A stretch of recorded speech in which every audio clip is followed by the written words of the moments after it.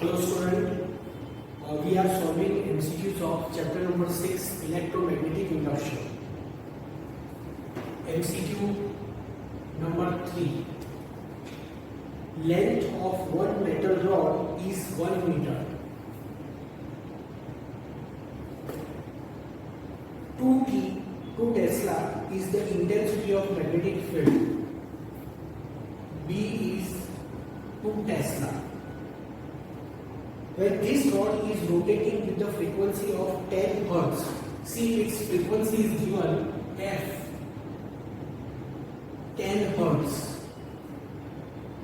perpendicular to the field line by keeping its 1M fixed as center, induced EMF.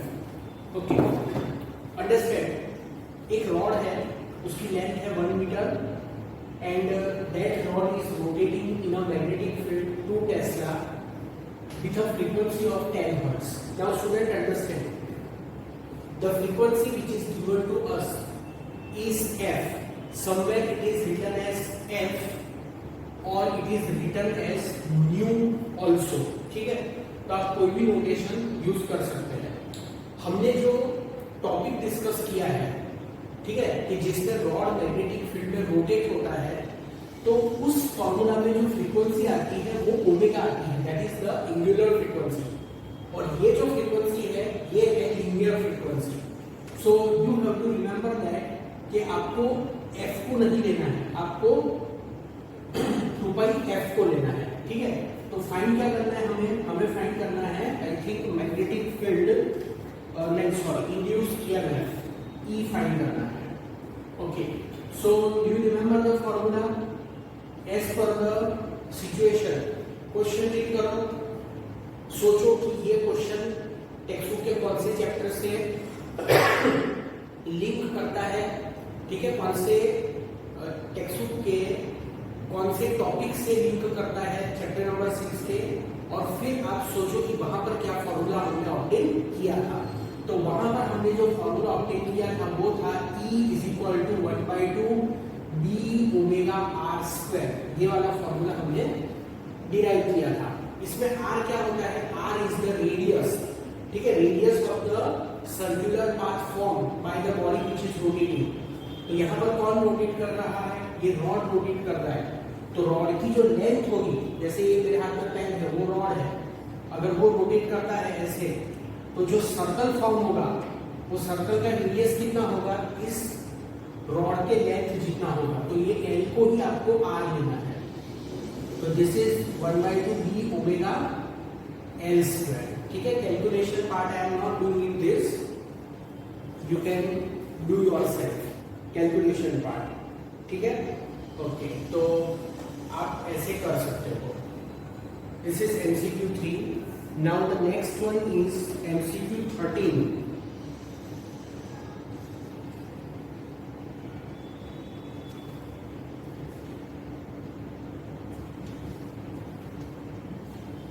MCQ 13.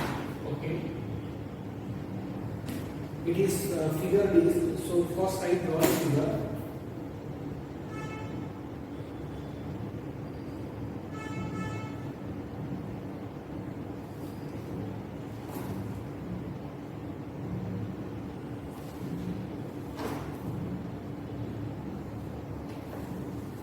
Understand the question. In figure, a rectangular loop is being pulled to the right away from the long straight wire carrying current I in the upward direction. The induced current in the loop is dash. Okay.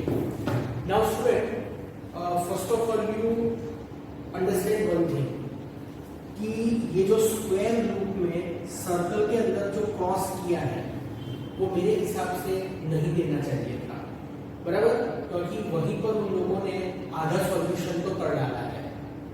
ठीक है, तो ये नहीं देना चाहिए, but उन लोगों ने दे दिया है. So you should be prepared for the exam कि वो आपको ये नहीं देंगे. ठीक है, अभी दे दिया है तो अच्छी बात है. क्वेश्चन को एक बार समझते हैं. There is a very long straight wire which carries a current in the upward direction. In the plane of the wire, there is a square loop and the square loop is moving away from the wire. ठीक है, तो question ये पूछा है कि in which direction current will induce in this loop. तो समझो ये जो वायर है, ये वायर में से करंट फ्लो हो रहा है, ठीक है. So wire produces the magnetic field and the magnetic flux of that magnetic field will be linked with this loop. ये जो लूप है स्क्वायर लूप, इस वायर का मैग्नेटिक फील्ड इस स्क्वायर लूप के साथ लिंक करेगा, ठीक है. अब अगर लूप राइट साइड में मूव करेगी तो क्या होगा, flux link with the loop will change, flux link with the loop will decrease, ठीक है. तो यहां पर हमको सबसे पहले ये सोचना है कि जो फ्लक्स डिक्रीज होगा वो कौन से डायरेक्शन में डिक्रीज होगा. तो जिस डायरेक्शन में मैग्नेटिक फील्ड होगा उस डायरेक्शन में फ्लक्स डिक्रीज होगा. तो मैग्नेटिक फील्ड कौन से डायरेक्शन में है, that we have to decide first, ठीक है. तो ऑलरेडी उन लोगों ने दे दिया है, बट फिर भी मैं आपको समझाता हूँ कि कौन से डायरेक्शन में होगा. तो see suppose I want to find the direction of magnetic field at this point. तो ये जो पॉइंट है उस पॉइंट को वायर के साथ ज्वाइन करो, ठीक है.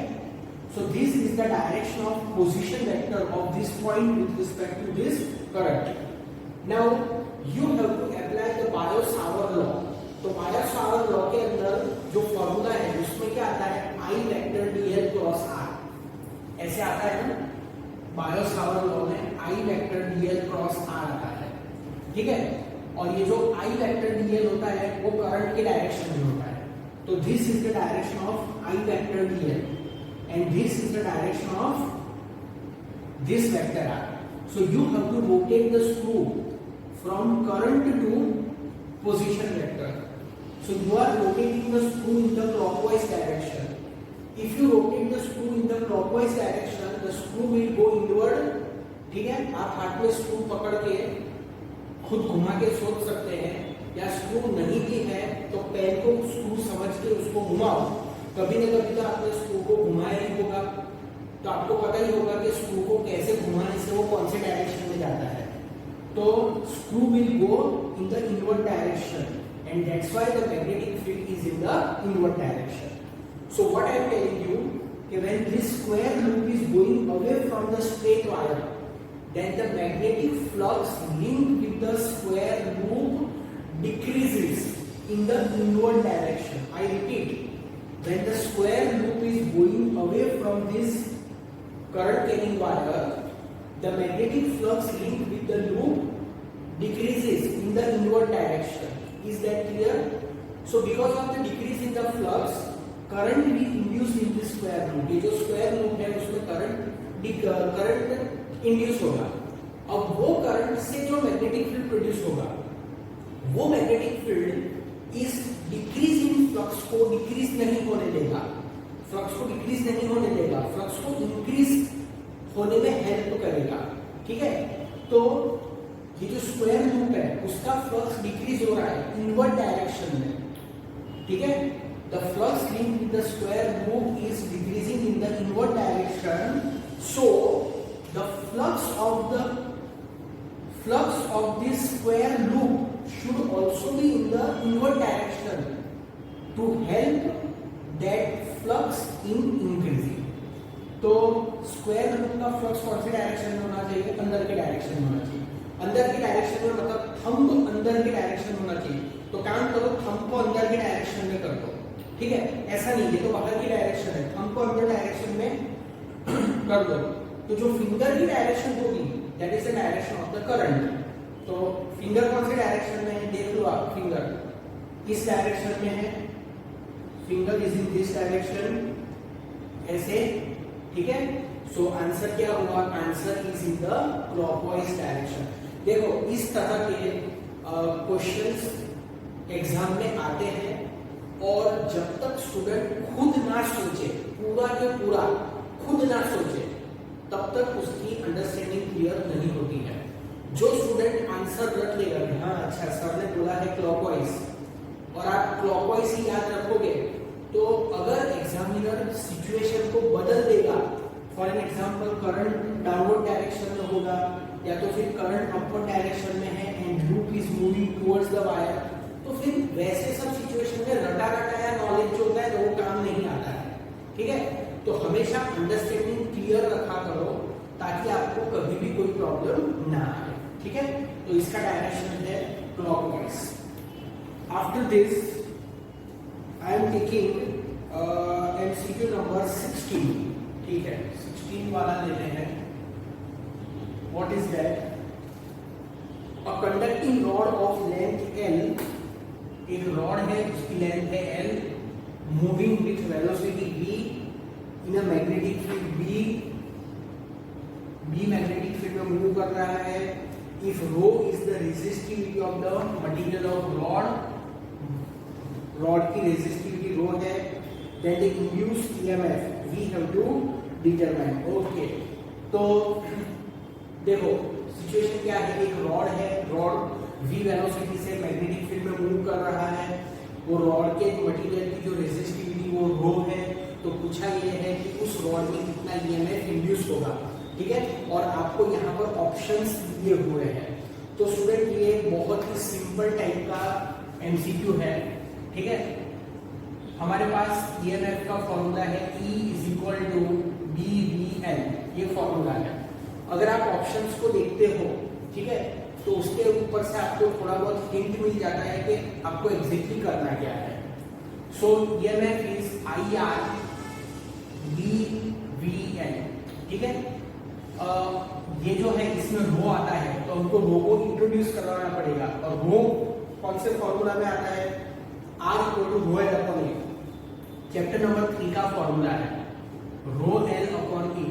सो this is BVL, so L is cancel. तो पूछा क्या है हमको? करंट पूछा है, induce current. So I = BVA divide by rho, ठीक है। ओके, 16 हुआ। Now I am taking 18 MCQ. कुछ स्टूडेंट ने मुझे डाउट्स भेजे हैं, डाउट क्वेश्चन, तो मैं उनको भी कवर कर रहा हूँ। और DC motor working on 200 volt have a initial current of 5 ampere, but when it attain maximum velocity current obtain is 3 ampere. Okay, एक डीसी मोटर है, वो 200 वोल्ट पर वर्क कर रही है, ठीक है। उसमें से जो इनिशियल करंट फ्लो हो रहा है that is 5 ampere, but when it attains the maximum velocity, मतलब जो मोटर है, मोटर रोटेट होती है ना, तो जब वो मोटर की मैक्सिमम वेलोसिटी हो जाती है तब उसमें करंट इंड्यूस जो होता है दैट इज 3 एम्पियर। उसमें 3 एम्पियर का करंट इंड्यूस हो जाता है, ठीक है, 3 ampere. So what they have asked us what will be the EMF. तो सिचुएशन क्या है, एक मोटर है 200 वोल्ट पर वर्क कर रही है, मतलब उसको 200 वोल्ट का जो ईएमएफ है वो सप्लाई किया है। उस मोटर को जिस वोल्टेज सोर्स से कनेक्ट किया है वो 200 वोल्ट है, उसका इनिशियल करंट 5 एम्पियर है, और जब वो मैक्सिमम वेलोसिटी अटेन करती है तो उसमें करंट 3 एम्पियर होता है। तो क्वेश्चन है what is the back EMF that we want to determine, ठीक है। तो स्टूडेंट यहाँ पर हमको जो इनिशियल वैल्यूज दी हुई है इसकी, तो इनिशियल वैल्यूज में अच्छा हमको यहाँ पर फाइंड क्या करना है, ईएमएफ फाइंड करना है, मतलब E we have to determine, EMF की वैल्यू को डिटरमाइन करना है, ठीक है। तो यहाँ पर हमको जो इनिशियल वैल्यूज दी हुई है कि वो 200 वोल्ट पर वर्क कर रही है और 5 ampere current is flowing through it. With the help of this values we can determine the resistance of that motor, कि वो जो मोटर है वो मोटर का रेजिस्टेंस कितना होगा। तो मोटर का रेजिस्टेंस सपोज R है, तो R = V/I, ठीक है। सो V is 200, current is 5, so R = 40 ओम। तो जो मोटर है, हर मोटर के अंदर एक कॉइल होती है और वो कॉइल का कुछ ना कुछ तो रेजिस्टेंस होता ही है, तो इट इज 40 ओम, ठीक है। हमको फाइंड करना है उसमें कितना ईएमएफ इंड्यूस होगा। तो सिंपल यहाँ पर हमको ओम्स को अप्लाई करना है। I is equal to, now student here the current has induced, why the current has induced, मतलब करंट चेंज हो गया है, पहले 5 था बाद में 3 हो गया।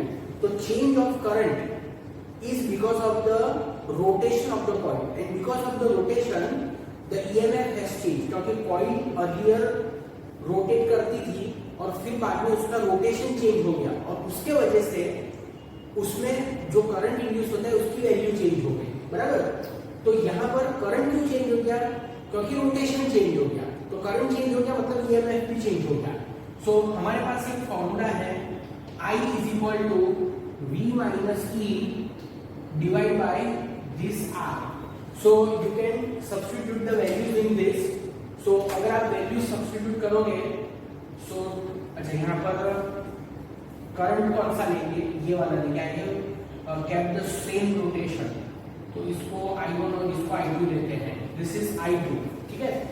सो I2 is 3 ampere, so 3V minus E मतलब 200 minus E divide bye its resistance that is 40. So 40 into 3 is 120. 120 is equal to 200 minus E. So E is equal to 200 minus 120. So E is equal to 80 volt. ठीक है। तो look, initially the voltage was 200 volt and current was 5 ampere. और फिर current हो गया 3 ampere, current has reduced. तो current has reduced, current is always directly proportional to the EMF. तो current reduce हो गया है तो ईएमएफ भी रिड्यूस हो गया है, एंड दैट इज 80 वोल्ट, ठीक है। So 18, after 18 I am taking MCQ number 21, ठीक है। 21 is straight away based on the formula A coil of surface area 100 centimetre square. एक कॉइल है उसका सरफेस एरिया है 100 centimetre square, 1 centimetre square is 10⁻⁴ metre square. So this is 10⁻²⁻² metre square, 100 into 10⁻⁴, right.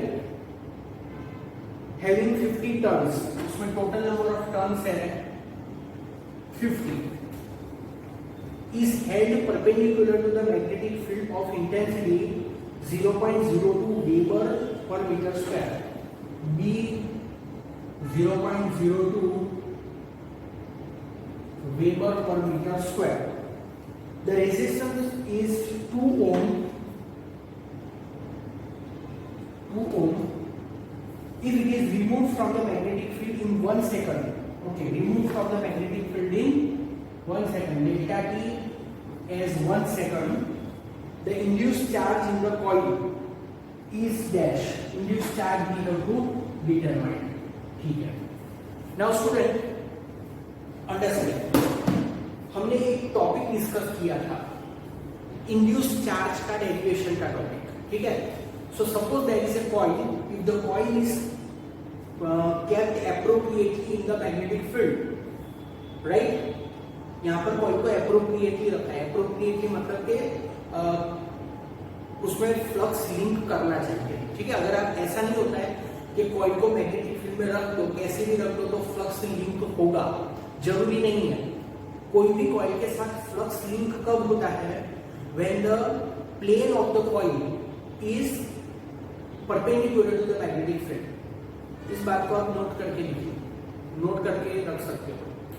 If the plane of the coil is perpendicular to the magnetic field, समझा रहा हूँ, तो student को confusion हो रहा होगा कि सर परपेंडिकुलर क्यों बोल रहे हैं। देखो ये कॉइल है, ठीक है, और सॉरी ये मैग्नेटिक फील्ड है और ये कॉइल है, ये सर्कुलर कॉइल है।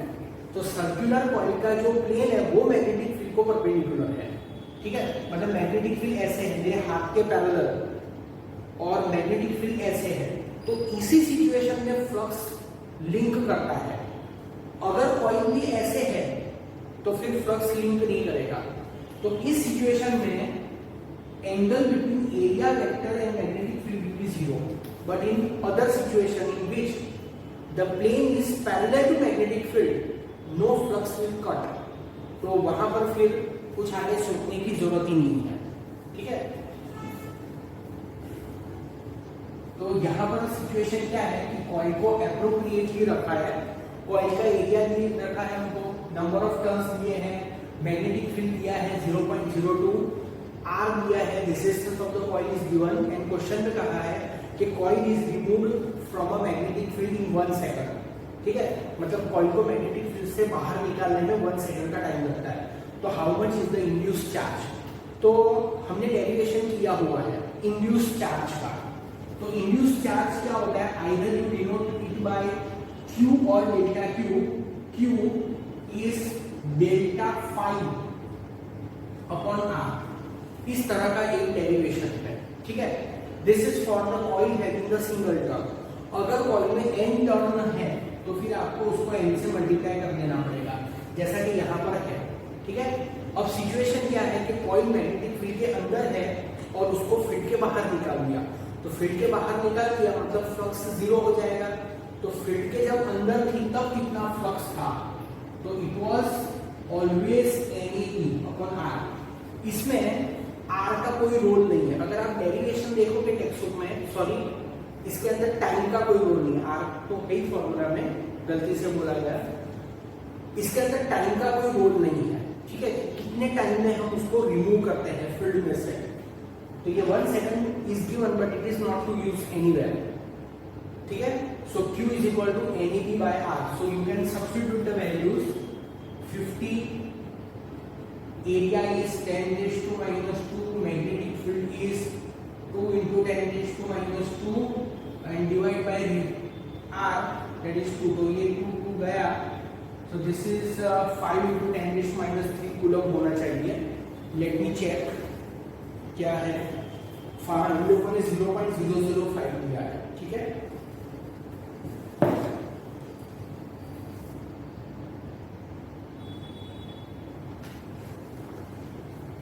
MCQ number 22, 5 × 10⁻⁴ field lines are passing through a coil 1000 turns in a certain time interval. 5 × 10⁻⁴ field lines. 5 × 10⁻⁴. See, number of field lines passing through any loop is known as the flux linked with that loop. तो इसलिए मैंने number of lines को 5 से denote किया है, ठीक है। 5 × 10⁻⁴ field lines are passing through a coil of 1000 turns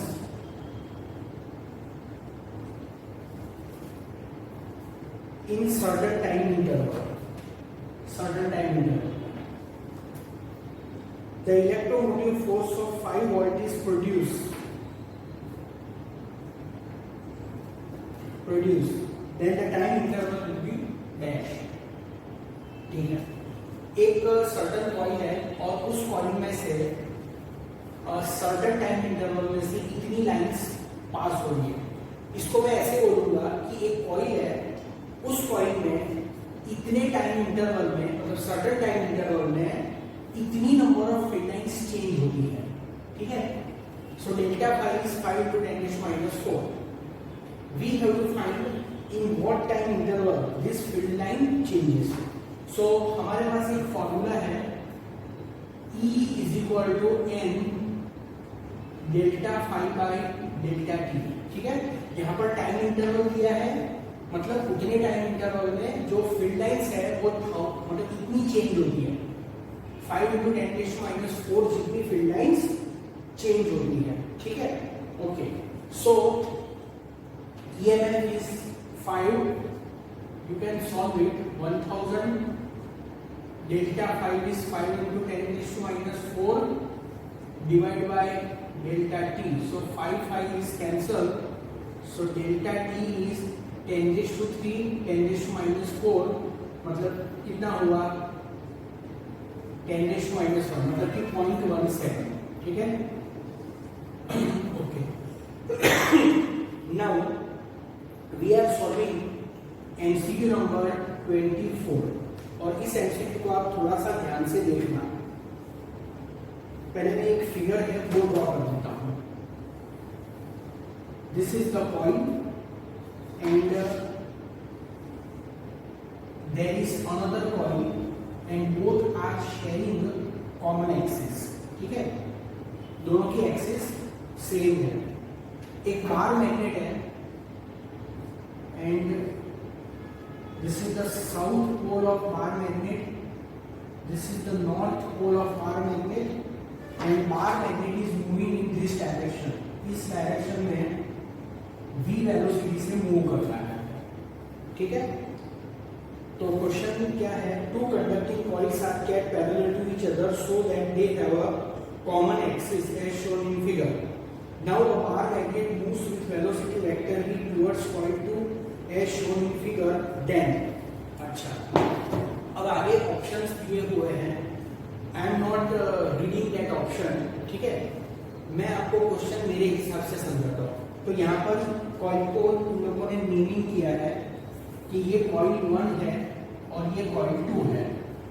तो क्वेश्चन आपको समझ में आ गया होगा कि दो कॉइल है और दोनों कॉइल को एक दूसरे के पैरेलल अरेंज किया है and they have a common axis and along that common axis एक बार मैग्नेट मूव कर रहा है। ठीक है, this is the north pole and this is the south pole. तो so that you know that कि when this bar magnet is moving away from the coil 1, flux linked with the coil 1 will decrease and when this bar magnet is moving towards the coil 2, flux linked with the coil 2 will increase। तो दोनों coil में current induce होगा। Coil 2 में coil 1 में current induce होगा क्योंकि flux link with the coil 1 is decreasing. Coil 2 में current induce होगा because flux link with the coil 2 is increasing. Is that clear?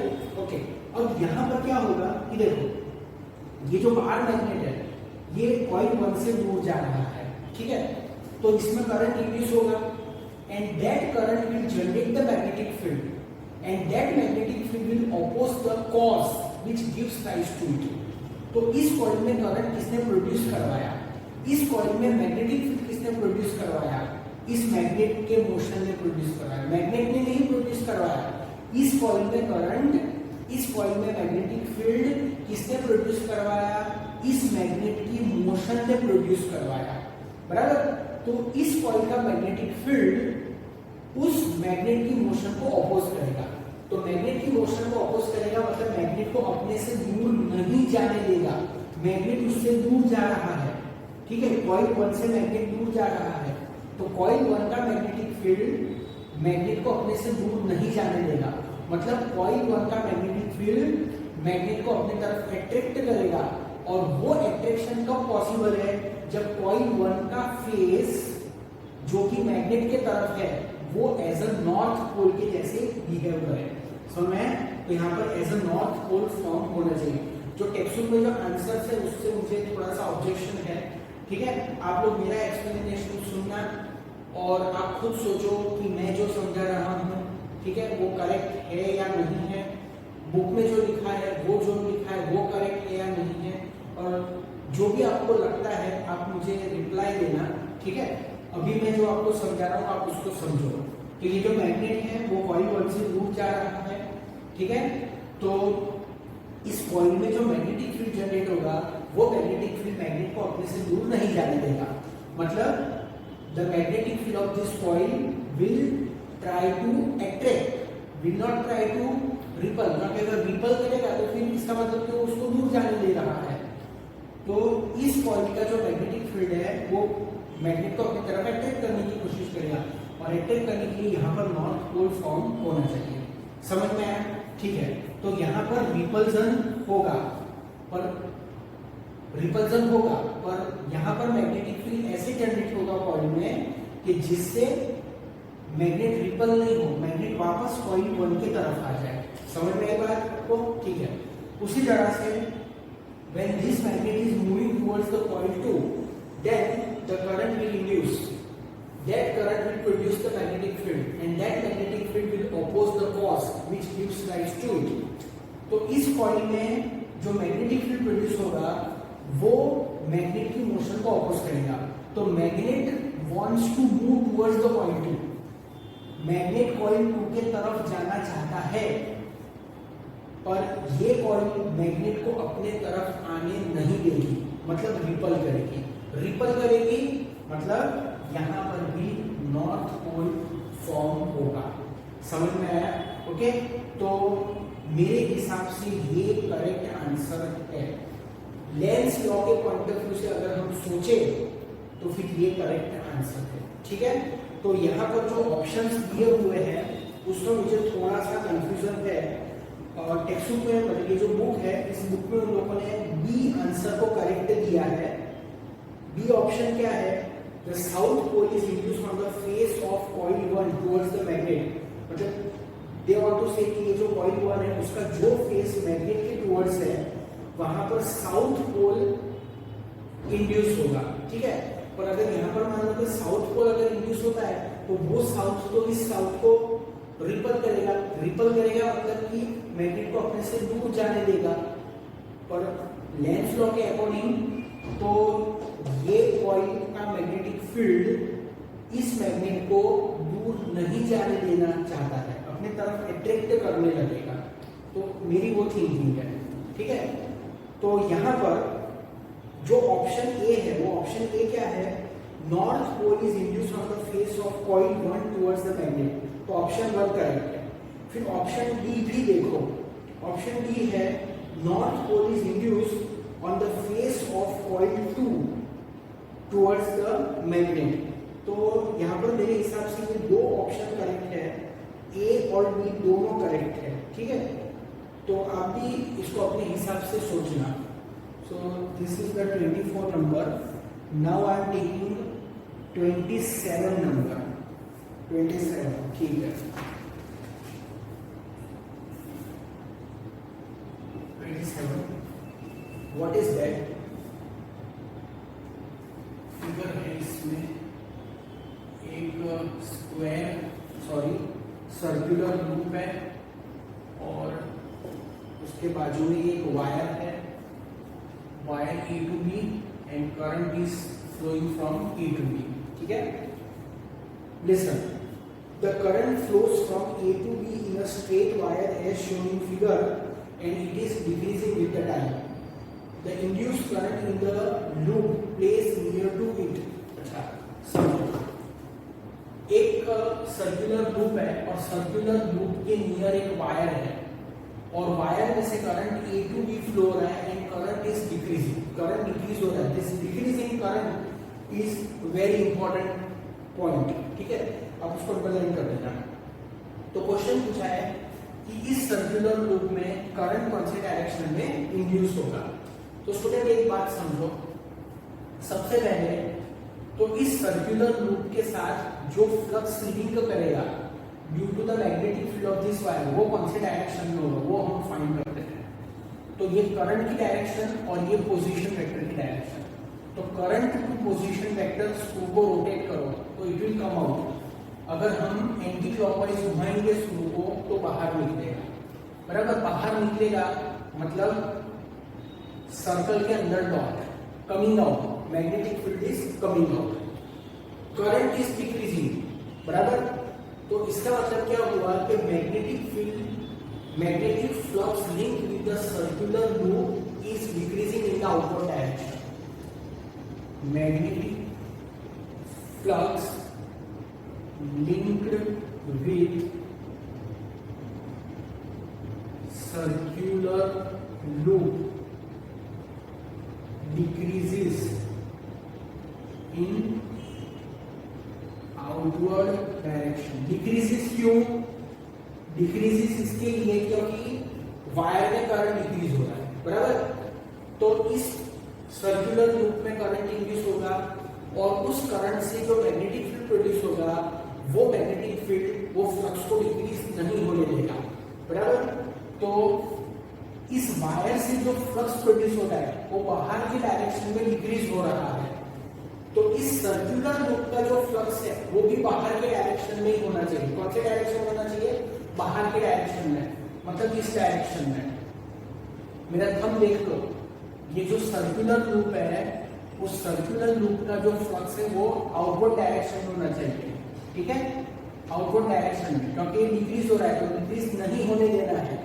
तो जो फ्लक्स डिक्रीज हो रहा है उसको अगर डिक्रीज नहीं होने देना है तो इस सर्कुलर लूप का फ्लक्स भी आउटवर्ड डायरेक्शन में होना चाहिए, ताकि दो सेम डायरेक्शन में होंगे तो इंक्रीज हो जाएंगे।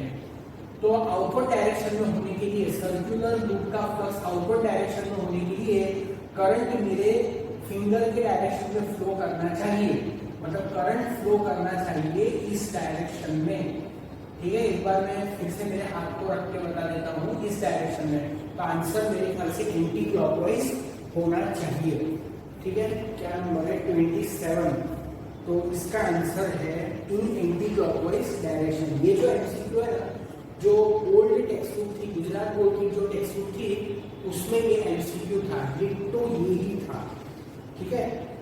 Okay, so 27 we have solved. Now I am taking 27 के बाद 31 नंबर आई एम टेकिंग 31। तो 31 तो कोई बहुत ज्यादा डिफिकल्ट नहीं है, ठीक है, फिर भी चलो 31 नंबर। और रॉड ऑफ 5 मीटर लेंथ, एक रॉड है उसकी लेंथ है 5 metre, is moving perpendicular to uniform magnetic field of intensity 2 into 10 raised to minus 4 Weber per meter square. B equal to 2 into 10 raised to minus 4 Weber per meter square. बराबर। If the acceleration of the rod is 2 meter per second square, rod का acceleration है 2 meter per second square.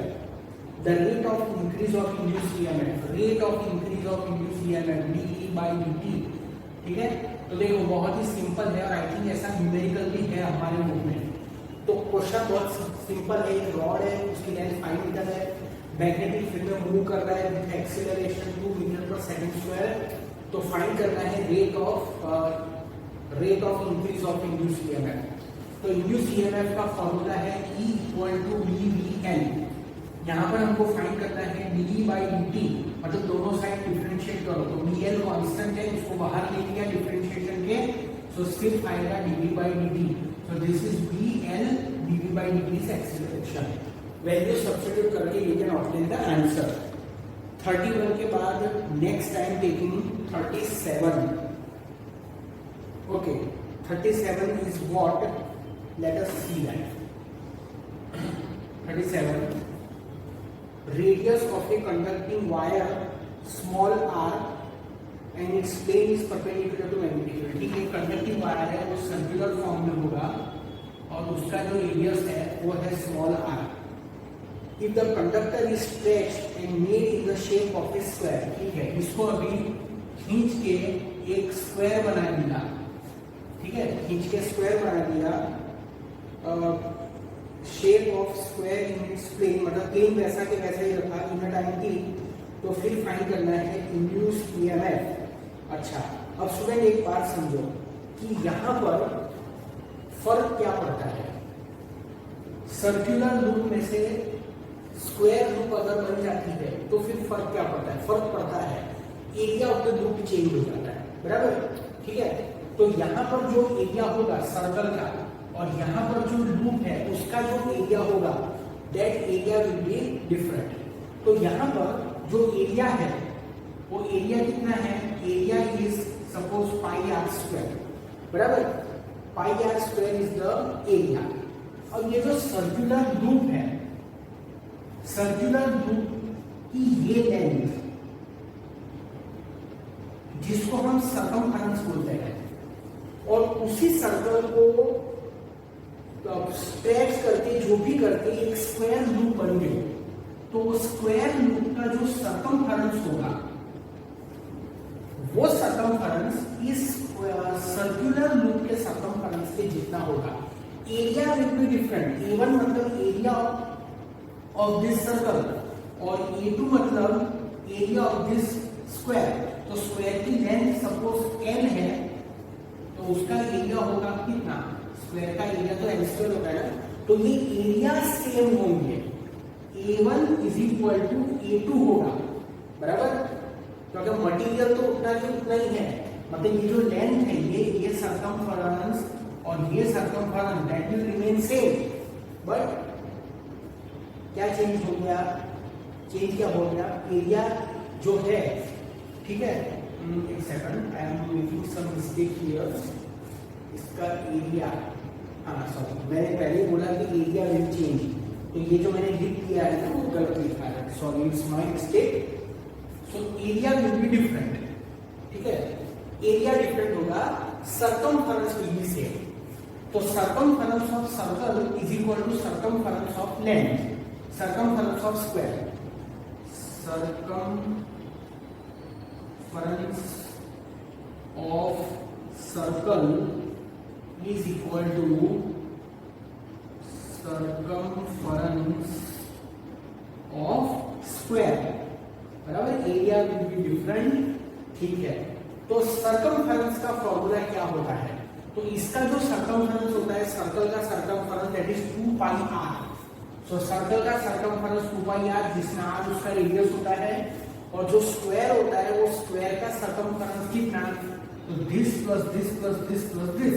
तो suppose जो square है उसकी length l है, तो उसका सर्कमफरेंस होगा 4 टाइम्स l, ठीक है। तो यहां से pi r is equal to 12 होगा, तो therefore l is equal to pi r by 2 होगा, बराबर। तो एरिया कितना होगा, एरिया इज, मैंने ऑलरेडी एरिया लिखा हुआ है एल स्क्वायर, तो this is pi R by 2 का स्क्वायर, मतलब ये हुआ pi square R square by 2 square, मतलब 4 स्क्वायर, सॉरी, ठीक है, okay. So area is, initial area is pi r square and the next area is pi square r square upon 4। समझ में आया आपको, ठीक है। तो यहाँ पर हमको 37 में फाइंड क्या करना था, 37 में हमको फाइंड करना था induce EMF we have to determine, ठीक है। तो यहाँ पर जैसा मैंने आपको समझाया कि एरिया चेंज हो जाएगा, तो change in area delta A, तो change in area we have to calculate, this is what pi square r square upon 4 minus pi r square, बराबर।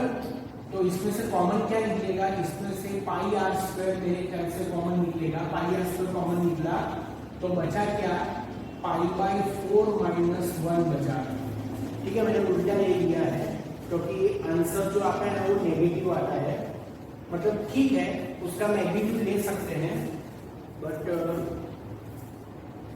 पाई आर स्क्वायर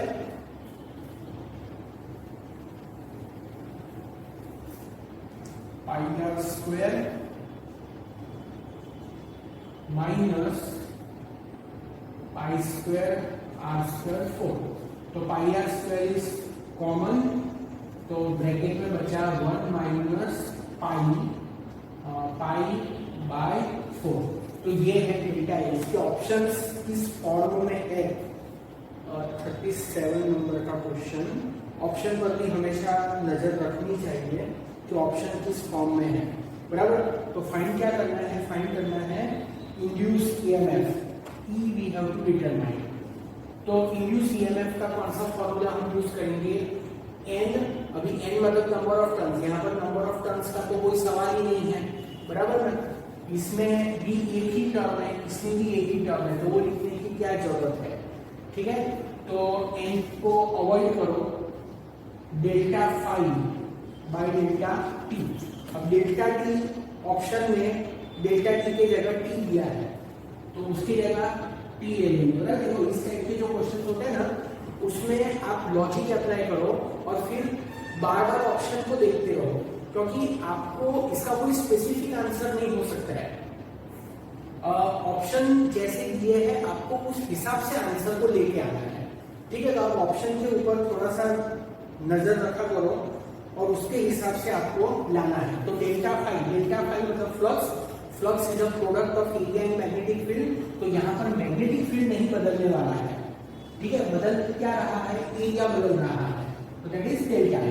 तो डेल्टा ए तो हमने obtain कर ही लिया है, B this is pi are square 1 minus pi by 4 by T.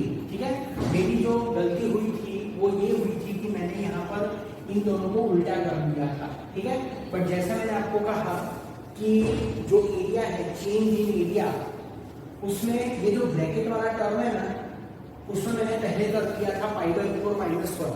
तो पाई by 4 minus 1 जो है ना, अगर आप देखोगे तो होगा क्या, ये नेगेटिव हो जाएगा, बराबर। पाई बाई 4 माइनस 1 का जो आंसर होगा वो नेगेटिव हो जाएगा, क्योंकि पाई की जो वैल्यू है वो 3.14 होती है। तो आप 1 को 4 से मल्टीप्लाई करोगे तो 4 माइनस पाई होगा, तो 4 minus pi is a positive.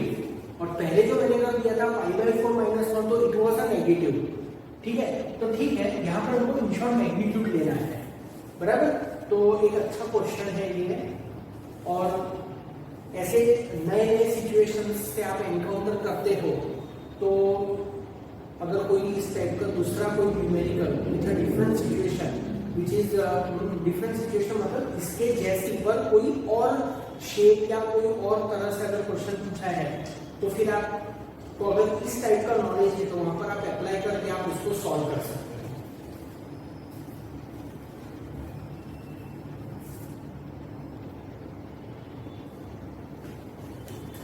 Now I am taking MCQ number 43. The mutual inductance of the system of two coils is 5 millihenry. Mutual inductance है 5 millihenry, means it is 5 into 10⁻³ Henry. Right? The current in the first coil varies according to the equation I equal to I0 sin of omega t, where I0 is 10 ampere and omega is 100 pi radian per second. The value of maximum induced EMF in the second coil, Emax, we have to determine. देखो समझो, एक system of to coil है, mutual inductance में हमेशा दो coil होती है, self inductance में हमेशा एक ही कॉइल होती है। तो दो कॉइल की सिस्टम है और वो सिस्टम का म्यूचुअल इंडक्टेंस है 5 मिलीहेनरी। वन कॉइल में करंट चेंज हो रहा है, और कैसे चेंज हो रहा है, as per this equation I0 sin omega t equation के अकॉर्डिंग चेंज हो रहा है, मतलब साइन फंक्शन के अकॉर्डिंग, मतलब ऐसे करंट चेंज हो रहा है। साइन फंक्शन का ग्राफ ऐसा होता है, 11th में पढ़ा था, ऐसे चल रहा है। I0 है 10 एम्पियर, ओमेगा है 100 पाई, तो हमको डिटरमाइन करना है E max, maximum EMF induce. तो हमारे पास एक फॉर्मूला है E is equal to M, क्या फॉर्मूला है, E is equal to M di/dt, ये फॉर्मूला है हमारे पास। ठीक है, तो दिस इज M di/dt, तो d/dt ऑफ I, अब I क्या है, I मतलब है I0 sine of omega t, तो this is M। I0 constant है, उसको आउटसाइड ले लो, बराबर, d/dt of sine of omega t। अब इसका डिफरेंशिएशन हमें करना है, तो Mi0 साइन ओमेगा t का differentiation cos of omega t, और फिर ओमेगा t का ओमेगा। ठीक है, ये डिफरेंशिएशन हमने किया। अब यहाँ पर मैक्सिमम ईएमएफ पूछा है, तो E max, अब देखो M constant, I0 constant, omega constant. ठीक है, सिर्फ कॉस ओमेगा t वेरिएबल है, तो जब कॉस ओमेगा t मैक्सिमम होगा तब E मैक्सिमम हो जाएगा, और कॉस ओमेगा t मतलब कॉस फंक्शन उसकी मैक्सिमम वैल्यू 1 होती है, तो Mi0 into omega. Here you can write result cos omega t is equal to 1, which is the maximum value, बराबर। याद रखना, साइन और कोसाइन दोनों की मैक्सिमम वैल्यू 1 होती है। ठीक है, तो E max ये कितना होगा, M कितना, 5 into 10⁻³ फिर I0 वो है 10, और है 100 पाई। तो देखो ये 10⁻³ हुआ मिलके वो उसको कट कर देगा, तो आंसर है 5/1। 43 कहाँ गया, 43 5/1। Is that clear? ठीक है। अब इसके बाद जो नेक्स्ट मुझे करना है 43 के बाद है 45 नंबर का MCQ। 45 ये एक फिगर बेस्ड है।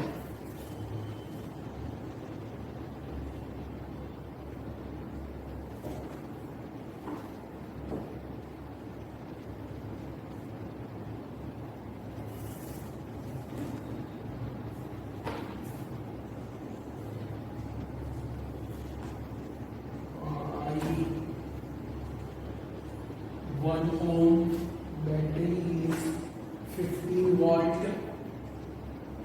15 volt inductance is 5 millihenry. L is equal to 5 millihenry. E equal to 15 volt. बराबर, ठीक है। चलो क्वेश्चन सुनो।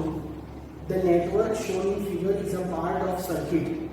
The battery has negligible resistance. At a certain instant, the current I is equal to 5 ampere. And is decreasing at a rate of 10⁻³ ampere per second. di/dt is 3 ampere per second. What is the potential difference between the point B and point A? अच्छा समझो, पूछा क्या है, what is the PD between B and A? PD between B and A मतलब B minus A, VB minus BA, बराबर। PD between A and B बोला है तो BA minus B। अब एक बात समझो, आपको एक सर्किट दे दी है और पूछा है कि बी और ए के बीच में पीडी कितना होगा। स्टूडेंट यहाँ पर आपको अप्लाई करना है Kirchhoff's loop rule.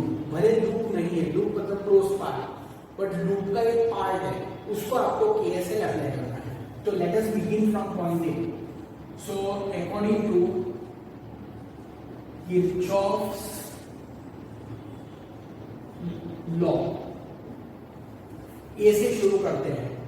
Suppose potential in A is B A. अब करंट के डायरेक्शन में जाओ थ्रू द रेसिस्टर, तो आपको पता है कि जब करंट के डायरेक्शन में जाते हैं थ्रू द रेसिस्टर तो पीडी डिक्रीज होता है, तो माइनस लिख देने का। डिक्रीज मतलब रेसिस्टर में से पास हो रहे हैं तो product of current and resistor. फिर बैटरी के नेगेटिव से पॉजिटिव टर्मिनल पर जा रहे हैं, उसमें करंट की डायरेक्शन इंपॉर्टेंट नहीं होती है, तो +15 लिखने का। फिर हम इंडक्टर में से जा रहे हैं करंट की डायरेक्शन में, मतलब माइनस आएगा, और फिर आएगा इंडक्टर के अक्रॉस पीडी। अब इंडक्टर के अक्रॉस पीडी कितना होता है, -L di/dt। याद करो ईएमएफ, इंड्यूस ईएमएफ ऑफ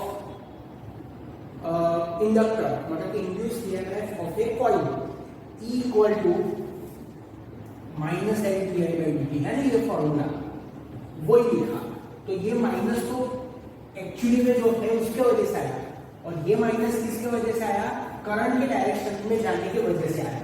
हम कहां पर आ गए, बी पर आ गए, हमारी जर्नी खत्म हुई, इक्वल टू VB लिख देंगे। ठीक है, तो पूछा क्या है VB माइनस VA, तो VB माइनस VA मतलब ये VA को राइट साइड में ले लिया, तो बचा क्या, -IR +15 +L di/dt। तो -I कितना है, I है, आई थिंक दिया हुआ है फिगर में, लेट मी सी, क्या तो डिस्क्रिप्शन में दिया होगा क्वेश्चन के। 45 5 एम्पियर है, 5 एम्पियर, तो -5 R इज 1 फिगर में दिख रहा है, +15 +L कितना है 5 मिली हेनरी, मतलब 5 × 10⁻³ और rate of change of current है 3, तो दिस इज 3। तो देखो ये -5 +15, ये 5 3 15 और इंटू 10⁻³ 15 × 10⁻³ कितना होता है 0.0। 15, ठीक है देखता हूँ, आई am not sure about this answer, क्या आंसर है, कुछ मिस्टेक लग रही है।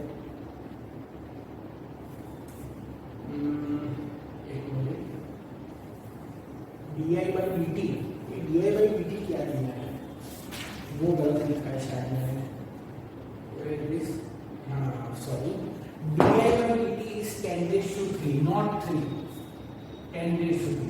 मुझे लगा कि कुछ मेरा गलती है, ठीक है। तो ये फिर कैंसिल हो गया and this will be only 5, तो ये -5 और ये 5 कैंसिल हुआ, तो आंसर इज 15 वॉट। स्टूडेंट अगर आप ऑप्शंस देखोगे तो आपको ऑप्शन में 5 मिल रहा है, सॉरी 15 लिख रहा है, बट मैं आपको एक बात बताऊं कि ऑप्शन है ना ऐसे होने चाहिए कि जिसमें 15 वॉट भी होना चाहिए और -15 वॉट भी होना चाहिए, तब जाके स्टूडेंट वहां पर बराबर कंफ्यूज होगा, ठीक है। तो उन लोगों ने स्टूडेंट को कंफ्यूज करने की कोशिश ही नहीं की है, बट ऐसा होता है क्योंकि मैंने ऐसा ही एमसीक्यू देखा है कि जिसमें बिल्कुल ऐसा ही न्यूमेरिकल था और उसमें +15 और -15 दोनों प्रेजेंट थे, ठीक है। तो याद रखना इस बात को।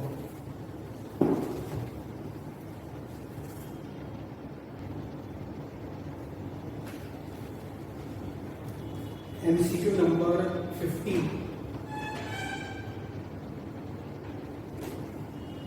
magnetic flux linked with one close conducting loop is phi equal to t square plus 3t minus 7।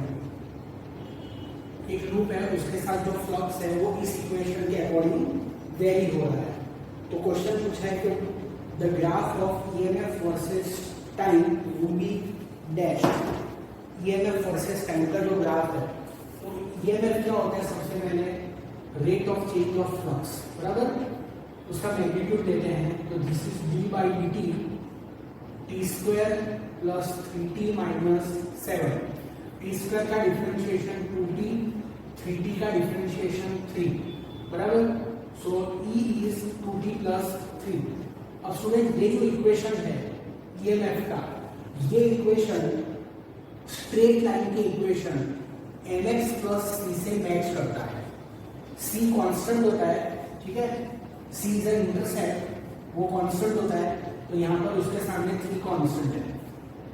फिर m स्लोप होता है जो भी कांस्टेंट होता है, उसके सामने 2 है, वो भी कांस्टेंट है, और t वेरिएबल होता है और यहाँ पर x वेरिएबल होता है। तो ये प्रूव होता है कि ये जो ग्राफ है वो एक स्ट्रेट लाइन ग्राफ है, बराबर, क्योंकि ये इक्वेशन इससे मैच करता है। तो ये जो है ना y = mx + c, ये y वर्सेस x का स्ट्रेट लाइन का ग्राफ होता है, तो ये e वर्सेस t का स्ट्रेट लाइन का ग्राफ होगा, ठीक है। 50 और इसके बाद next time taking is the 53 simple है। 53 वन कॉइल विथ 40 टर्न्स, ये कॉइल है उसमें 40 टर्न्स है, 4 सेंटीमीटर स्क्वायर उसका एरिया है, cross section is kept perpendicular to one uniform magnetic field of flux density P। When this loop is pulled out of magnetic field suddenly, 2 × 10⁻⁴ coulomb charge flows through it. If the resistance of the coil is 80 ohm, then V is dash। देखो question में आपको समझा रहा हूँ कि question है क्या, एक कॉइल है उसमें 50 टर्न्स है, बराबर, उसका एरिया है 4 सेंटीमीटर स्क्वायर, मतलब 4 × 10⁻⁴ मीटर स्क्वायर, ठीक है। Cross section is kept perpendicular to one uniform magnetic field of flux density B, मतलब मैग्नेटिक फील्ड दिया हुआ है B के फॉर्म में, ठीक है, और B ही फाइंड करना है आपको। Magnetic flux density B is magnetic flux density मतलब B। When this loop is pulled out of magnetic field suddenly, वो लूप को अगर फील्ड के बाहर निकाल दिया तो उसमें से कितना चार्ज फ्लो होगा, 2 × 10⁻⁴ कूलम, इतना चार्ज फ्लो होगा, ठीक है। रेजिस्टेंस इज 80 ओम, तो फाइंड करना है B की वैल्यू।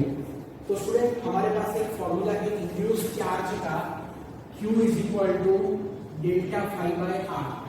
डेल्टा फाई मतलब चेंज इन फ्लक्स। अब लूप अगर फील्ड के बाहर निकल गई तो फ्लक्स तो 0 हो गया, पर जब लूप फील्ड के अंदर थी तब कितना फ्लक्स था, तब था MVA /R, ठीक है।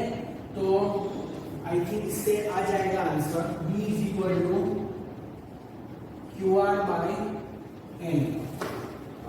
यस, QR/N, यस, इससे आ जाएगा आंसर। तो दिस इज 53। एंड आफ्टर 53 के बाद next I am taking is 58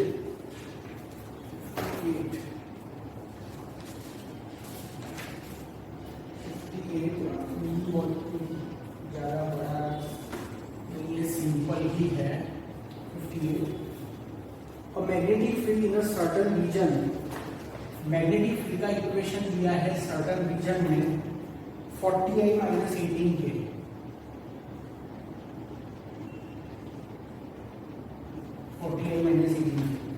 how much flux passes through 5 centimetre square area of loop. एक लूप है जिसका एरिया है 5 सेंटीमीटर स्क्वायर, उसको एमकेएस में कन्वर्ट करो, कर दिया, ठीक है। If the loop lies flat on XY plane, अब ये बात इंपॉर्टेंट है, लूप XY प्लेन में है तो लूप का एरिया वेक्टर XY प्लेन को परपेंडिकुलर मतलब Z डायरेक्शन में, तो वेक्टर ए होगा 5 × 10⁻⁴K कैप, ठीक है। ये सब प्रैक्टिस से ही आता है, तो खुद प्रैक्टिस करना। और 1G किया है, ठीक है, वो कोई बड़ी बात नहीं है। फ्लक्स फाइंड करना है, तो फ्लक्स क्या होता है, flux is vector A dot vector B. Dot product पढ़ा था, स्केलर प्रोडक्ट पढ़ा था क्लास 11 में, उसको अब अप्लाई करने का टाइम आया है। 5 × 10⁻⁴K cap dot vector B है 40I - 18K कैप, बराबर। आपको याद होगा कि सिर्फ I dot I, J dot J, K dot K बस ये ही 1 होते हैं, बाकी सब 0 होते हैं, बराबर। मतलब जैसे K डॉट K 1 होगा, K डॉट K 1 होता है, मैंने क्या बोला मैं भूल गया, कोई बात नहीं, मैं फिर से लिख देता हूँ। I dot I, J dot J, K dot K, ये सब 1 होते हैं, और इसके अलावा जितने भी है वो सब 0 होते हैं, ऐसा। सो 5 इज इक्वल टू K को I के साथ लेके कोई मतलब ही नहीं है, K को K के साथ लो क्योंकि वो ही 1 होता है। तो 5 × 10⁻⁴ × 18, बराबर, ओके, और माइनस रहेगा, और K dot K that is 1, so 90 × 10⁻⁴। Let me see, ठीक है, मतलब बराबर है। और उसको कैसे किया है, एक मिनट, ये जो बी है ना, बी उसका यूनिट गॉस दिया है, ठीक है।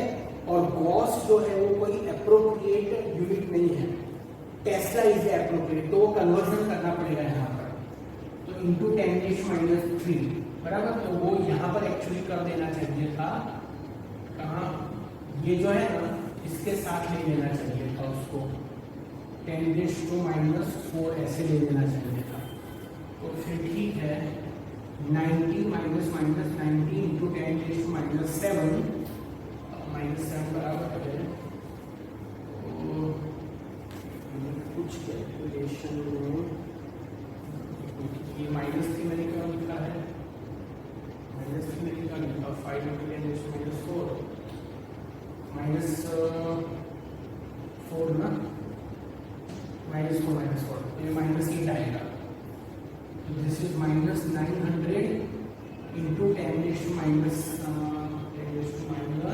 10⁻⁹, तो -900 नैनो वेबर, इतना आंसर।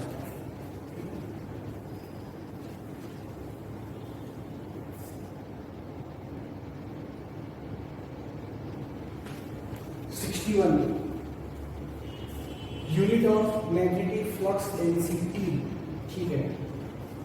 तो फाई इक्वल टू AB, ये फॉर्मूला तो सबको पता है। अब एक बात सुनो, मैग्नेटिक फ्लक्स डेंसिटी मतलब क्या? Magnetic flux density means number of magnetic field lines passing per unit area. मतलब ये जो फाई बाई ए होता है ना, इसी को कहते हैं मैग्नेटिक फ्लक्स डेंसिटी। तो थोड़ी देर पहले एमसीक्यू में बोला था मैग्नेटिक फ्लक्स डेंसिटी मतलब मैग्नेटिक फील्ड, ऐसा मैंने बोला था। तो ये इसका यूनिट क्या होगा? फाई बाई ए मतलब वेबर पर मीटर स्क्वायर, ठीक है।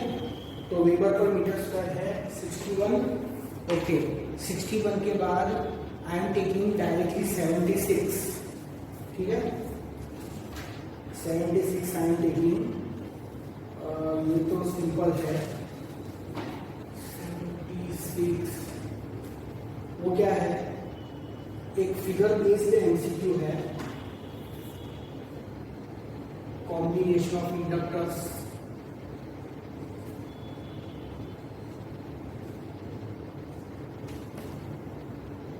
.75 हेनरी, 0.5 हेनरी, 0.5 हेनरी। ओके, पूछा क्या है, equivalent self inductance of the above arrangement, ठीक है। देखो इस बात याद रखो, जो रूल रेजिस्टर के लिए सीरीज और पैरेलल में होते हैं वही रूल इंडक्टर के लिए सीरीज और पैरेलल में होते हैं। तो यहाँ पर ये L1 है, सपोज ये L2 है और ये L3 है, तो L1 L2 पैरेलल में है और L3 सीरीज में है, तो ये है पॉइंट A और ये है पॉइंट B, बराबर। तो LAB मतलब equivalent inductance between A and B, तो ये दोनों पैरेलल में, पैरेलल का क्या फॉर्मूला है, L1 L2 upon L1 plus L2 और उसके साथ वो L3 सीरीज में। तो आप इसको सॉल्व करो, ठीक है। या तो आपको पता है ना कि जब दोनों सेम होते हैं तो बाई 2 कर देने का, तो वैसे ही करो ना, 0.5/2 और L3 कितना है 0.75, 0.5/2 मतलब 0.25, मतलब ये 1 होगा, ठीक है, 1.0 करेक्ट है। 76 के बाद टेकिंग 82, हाँ ठीक है, चलो ये भी यूनिट बेस है, ऐसे यूनिट वाले जितने भी होते हैं यूनिट BF वाले वो सब अच्छे से कर लेने हैं। The unit of self inductance is equal to, तो सब ऑप्शंस दिए हैं और हमारे पास एक फॉर्मूला है E is equal to LdI/dt, तो सेल्फ इंडक्टेंस का L is equal to E divide by DI/dt, तो EMF का वोल्ट, करंट का एम्पियर, टाइम का सेकंड, तो वोल्ट सेकंड पर एम्पियर क्या है यहाँ पर 82 में, yes, volt second per ampere. Now the last MCQ which I want to take is the 100 number MCQ. कहाँ है, ठीक है, 100 नंबर का एमसीक्यू है, ये एक अच्छा एमसीक्यू है, ये भी ओल्ड सिलेबस में से है, 100 नंबर का। The self inductance of two solenoids A and B having equal length are equal. दो सोलिनॉइड है, सोलिनॉइड A और सोलिनॉइड B, उनकी लेंथ इक्वल, उनके सेल्फ इंडक्टेंस इक्वल, उनकी लेंथ इक्वल, उनके सेल्फ इंडक्टेंस इक्वल, ठीक है। Number of turns in two solenoid are 100 and 200, मतलब Na 100 और NB 200, तो ratio of radius of their cross section, RA/RB। देखो अच्छा एमसीक्यू है, क्वेश्चन क्या है, दो सॉलिनॉइड है, उनकी लेंथ इक्वल है, उनके सेल्फ इंडक्टेंस इक्वल है, उनमें नंबर ऑफ टर्न्स 100 and 200 है, और पूछा है द रेशियो ऑफ रेडियस, मतलब RA/RB पूछा है। अब हमने एक टॉपिक डिस्कस किया है self inductance of A solenoid का, तो फॉर्मूला क्या था सेल्फ इंडक्टेंस ऑफ सॉलिनॉइड का, μ0n²A/L, ये फॉर्मूला है हमारे पास। इसको मैं लिखता हूं μ0n², A मतलब πr², क्योंकि क्रॉस सेक्शन हमेशा सर्कुलर होता है, डिवाइड बाय L। समझ में आया। अब क्वेश्चन में कहा है कि LA मतलब LB, LA equal to LB, तो LA is equal to LB, तो इस फैक्ट को अगर हम यूज करें, दोनों साइड पर रिस्पेक्टिव फॉर्मूलाज को अगर सब्स्टिट्यूट करें और जो कांस्टेंट है उसको कैंसिल करें, तो Na² RA² equal to NB² RB², square को कैंसिल कर दो दोनों साइड पर से, तो NaRA equal to NbRB, we want RA/RB, तो RA/RB is equal to NB by NA, और एनबी क्या है, एनबी है 200, तो 200 divide by 100, so answer is 2:1। ठीक है, सो होगा यस।